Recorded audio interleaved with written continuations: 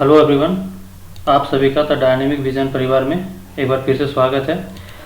और इस वीडियो में जो हम लोग आज डिस्कस करने वाले हैं वो है परिमेय संख्या यानी कि रेशनल नंबर।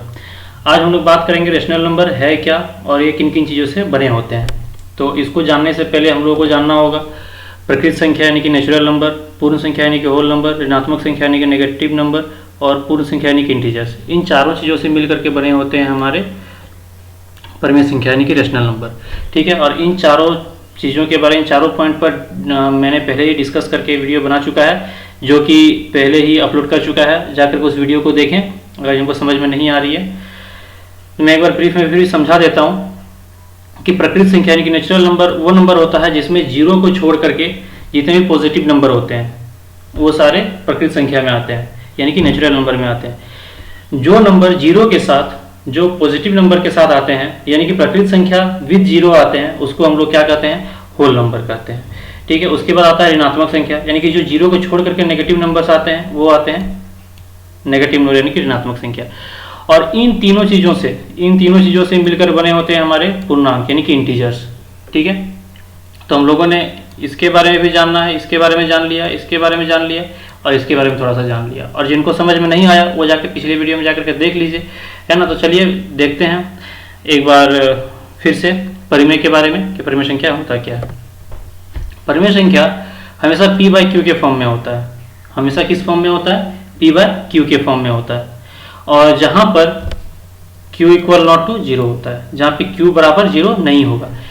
परिमेय संख्या यानी कि जो रेशनल नंबर है वो p बाई क्यू के फॉर्म में होता है। इसका मतलब चलिए पहले देखते हैं। p बाई क्यू के फॉर्म में यानी कि एक ऊपर हो जाएगा p, उसके बाद हो जाएगा q, यानी फ्रिक्शनल में p बाई क्यू होगा। और इसका क्या होगा मतलब, यानी कि p इक्वल टू मान लेते हैं 2 लिख दिए और नीचे लिख दिए 3। ठीक है, तो p बराबर क्या हो जाएगा, 2 हो जाएगा। 3 किन को इंडिकेट कर रहा है, q किन को इंडिकेट कर रहा है, 3 को इंडिकेट कर रहा है। ठीक है ना। तो p बाई क्यू यानी कि फ्रिक्शनल रूप में 2/3 को लिख सकते हैं। कोई भी नंबर फ्रिक्शनल रूप में लिखेंगे तो क्या कहलाएगा, हमारा परिमेय संख्या कहलाएगा। और परिमेय संख्या तब कहलाएगा जब q बराबर जीरो नहीं होगा। यानी कि p अगर कोई संख्या है, ठीक है ना, p अगर कोई संख्या है, यहाँ पर मान लेते हैं कि 3 ले लेते हैं और यहाँ पर q में ले लेते हैं 0, q में ले लेते हैं 0 ले लेते हैं। ठीक है ना, यहाँ पे क्या ले लेते हैं, 0 ले लेते हैं। तो ये इन्फिनाइट नंबर दे देगा, ये हमें एक जो है पूरी तरह से एक परिमेय संख्या नहीं देगा। इसीलिए हम लोग बोलेंगे q जो है वो 0 नहीं होगा, इसीलिए बोला है q इक्वल नॉट टू 0। चलिए एक एग्जाम्पल के रूप में इसको समझते हैं। कुछ एग्जाम्पल हमारे बीच आ चुके हैं। एग्जाम्पल p बाई क्यू के फॉर्म में देखिए, यहाँ पे 1/2 लिखा गया है ना, 1 यहाँ पे 2/3 लिखा गया है, वहाँ पे -7/4 लिखा गया है, यहाँ पे -9/2 लिखा गया है। यानी कि ये सारे कौन सा है, ये परिमेय संख्या के फॉर्म में है, यानी कि p बाई क्यू के फॉर्म में है। ठीक है ना, ये पॉजिटिव नंबर भी हो सकता है, ये नेगेटिव नंबर भी हो सकता है। ठीक है ना, यहाँ तक कि ये 0/1 के फॉर्म में भी हो सकता है, 0/1, 3, 2 इस तरह किसी भी फॉर्म में हो सकता है, लेकिन 0 नीचे नहीं होना चाहिए। दैट मीन्स अगर कहा जाए तो p और q दो चीज लिखा हुआ है, तो यहाँ पर अगर देखा जाए तो p बराबर 0 हो सकता है, p बराबर 0 हो सकता है, लेकिन q बराबर 0 नहीं होना चाहिए। ये 1 से बड़ा होना चाहिए, यानी कि 0 से या तो बड़ा होना चाहिए, ठीक है ना, या तो फिर छोटा होना चाहिए। दोनों चीजों में से कोई एक होना चाहिए, लेकिन एक 0 नहीं होना चाहिए। ये हम लोगों को ध्यान में रखना। नेक्स्ट एग्जांपल की ओर बढ़ते हैं। तो नेक्स्ट एग्जांपल में हमारा p बाई क्यू का ही कुछ फॉर्म लिखा हुआ है, 1, 2, 3, 4, 5, -4, -3, -6, यानी कि इसमें भी पॉजिटिव और नेगेटिव फॉर्म में भी लिखा जा सकता है ना, लेकिन उसके नीचे 0 नहीं आना चाहिए। इसके नीचे कुछ नहीं है, इसको हम लोग कैसे बोलेंगे, ये तो क्या है, ये हमारा क्या कहलाएगा, ये नेचुरल नंबर कहलाएगा। ठीक है ना, और ये हमारा नेगेटिव नंबर कहलाएगा। ठीक है ना, तो इसको हम लोग कैसे बोल सकते हैं परिमेय संख्या। तो इसके नीचे कुछ नहीं है तो इसके नीचे हम लोग 1 आराम से लिख सकते हैं, इसके नीचे कुछ नहीं है तो इसके नीचे 1 लिख सकते हैं और इसको परिमेय संख्या बना सकते हैं। तो ये ऑटोमेटिकली परिमेय संख्या में है। जिसके नीचे कुछ नहीं होता है वो पहले से परिमेय संख्या में होता है। ठीक है ना, -4 जो है ये भी परिमेय संख्या में है। ठीक है ना, -3 ये भी परिमेय संख्या में।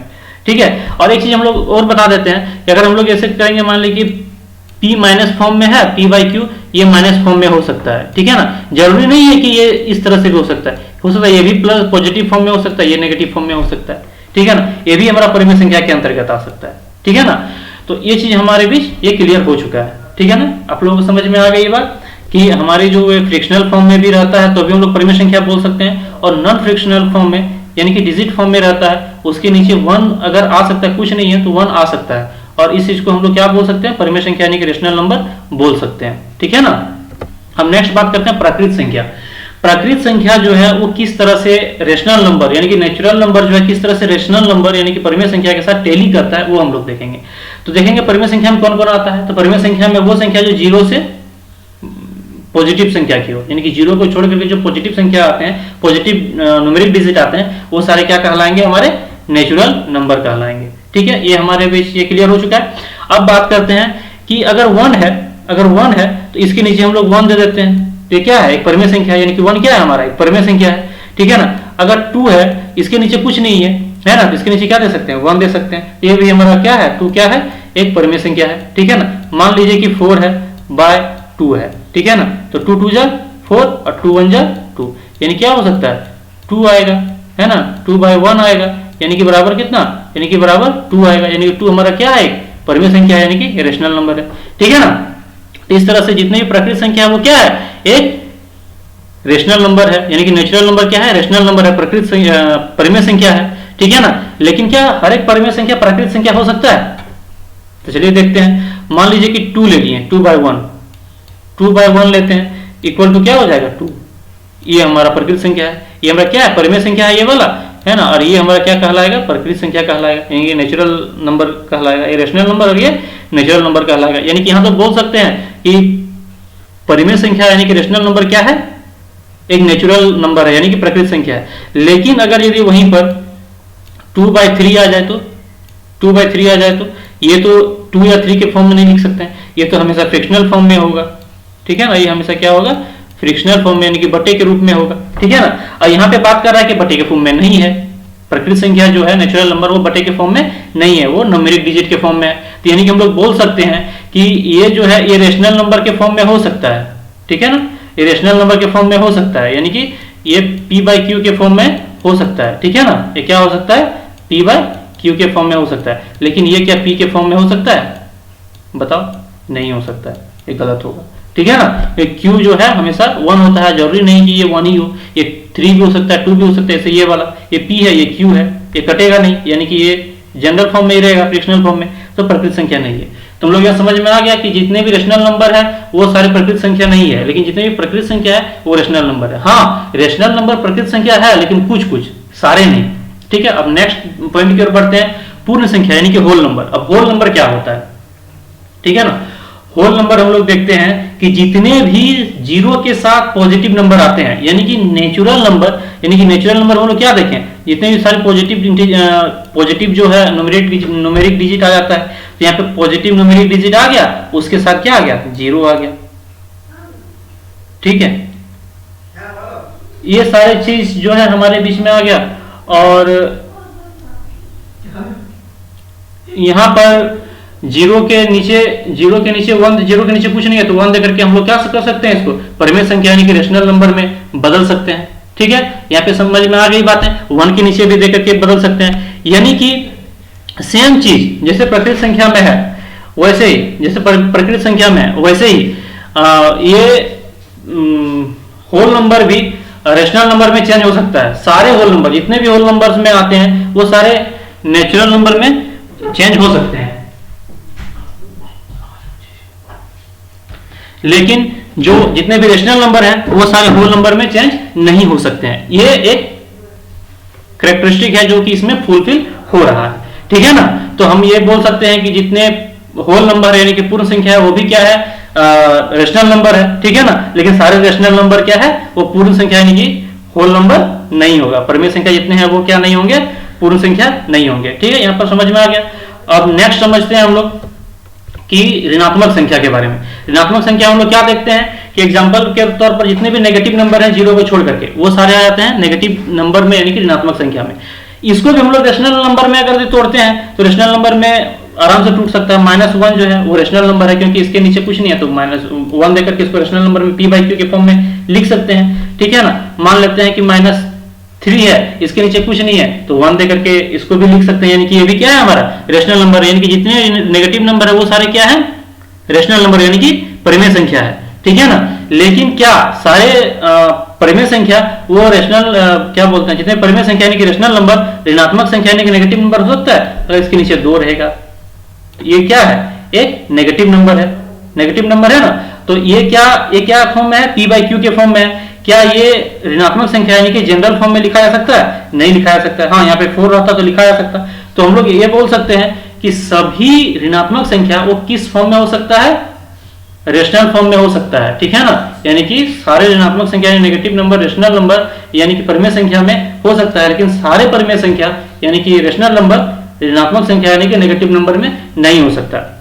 अब नेगेटिव नंबर में यानी कि नेगेटिव रेशनल नंबर यानी कि ऋणात्मक परिमेय संख्या ऐसे भी हो सकता है, यानी कि 3/2 जो है ना, वो हम लोग यहाँ देकर के सिर्फ नहीं, यहाँ पर भी देकर के हम लोग लिख सकते हैं। नीचे भी नोमिनेटर यानी कि डिनोमिनेटर यानी कि हर में भी लिखा जा सकता है, ठीक है ना। ये हमारे पास ये क्लियर हो गया। तो नेक्स्ट पॉइंट की ओर बढ़ते हैं, पूर्णांक।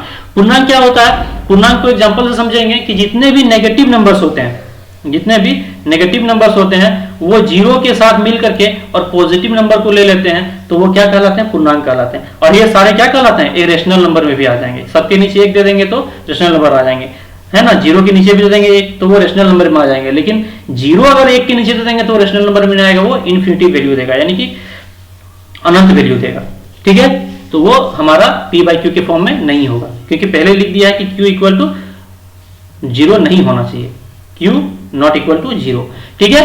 तो यहाँ पे हम लोग देख रहे हैं, इसको भी तब्दील कर रहे हैं। तो यानी कि पूर्णांक के बारे में भी बोल सकते हैं, इंटीजर के बारे में बोल सकते हैं कि इसको p बाई क्यू के फॉर्म में लिखा जा सकता है, p बाई क्यू के फॉर्म में लिखा जा सकता है। लेकिन क्या इसको p के फॉर्म में लिखा जा सकता है, p के फॉर्म में नहीं लिखा जा सकता है p बाई क्यू को, ठीक है ना। ये p के ही फॉर्म में है, इसके नीचे अगर फ्रिक्शनल दे दिया जाए तो पूर्णांक खत्म हो जाएगा, ठीक है ना। 1 को छोड़ करके जब तक इसके नीचे 1 नहीं आता, ठीक है ना, तब तक ये इंटीजर्स नहीं होता है। जब तक इसके नीचे 1 आ जाएगा तो फिर इंटीजर्स में ये तब्दील हो सकता है। तो हम लोग चारों पढ़ लिए कि प्राकृतिक संख्या यानी कि प्राकृत संख्या यानी कि नेचुरल नंबर, उसके बाद होल नंबर यानी कि पूर्ण संख्या, ऋणात्मक संख्या यानी कि नेगेटिव नंबर, और पूर्णांक यानी कि इंटीजर्स। ये सारे जो है रेशनल नंबर में चेंज हो सकता है, सारे के सारे, लेकिन सारे रेशनल नंबर जो है वो इन चारों में नहीं बताया जा सकता, ठीक है। इतना समझ में आ गया हमारे बीच। अब अगले क्लास में हम लोग देखेंगे 2 परिमेय संख्याओं का योग। अब इसको बता देते हैं कैसे, ब्रीफ में। जैसे हम लोगों ने देखा था 2 पूर्णांकों का योग, 2 पूर्णांकों का योग हम लोगों ने पहले देखा, ठीक है ना। उसी तरह से इसमें भी देखेंगे। जिन्होंने नहीं देखा है जाकर के उस वीडियो को जरूर देखें, जिसका लिंक मैंने डिस्क्रिप्शन बॉक्स में इस वीडियो का दे चुका हूं। जाकर के विजिट करें और देखें कि कैसे हमने 2 पूर्णांकों का योग को भी निकाला है। उसमें सेम वैसे ही करेंगे इसमें, है ना। 2 परिमेय संख्याओं का योग निकालेंगे, एक p बाई क्यू एक परिमेय संख्या हो जाएगा और फिर दूसरा परिमेय संख्या हो जाएगा p बाई क्यू, ठीक है ना। अब इसका एक बार पॉजिटिव वैल्यू निकालेंगे, ठीक है ना। एक बार किसी को एक नेगेटिव कर देंगे, फिर एक बार दोनों को नेगेटिव कर देंगे, ठीक है। एक बार दोनों को नेगेटिव कर देंगे, फिर एक को पॉजिटिव कर देंगे और एक को नेगेटिव कर देंगे। तो इस तरह से 3 बार हम लोग इस चीज को दोहरा करके देखेंगे। तब तक के लिए धन्यवाद, और चैनल को जो है शेयर करें और फैमिली को इंक्रीज करें, द डायनेमिक विजन फैमिली को।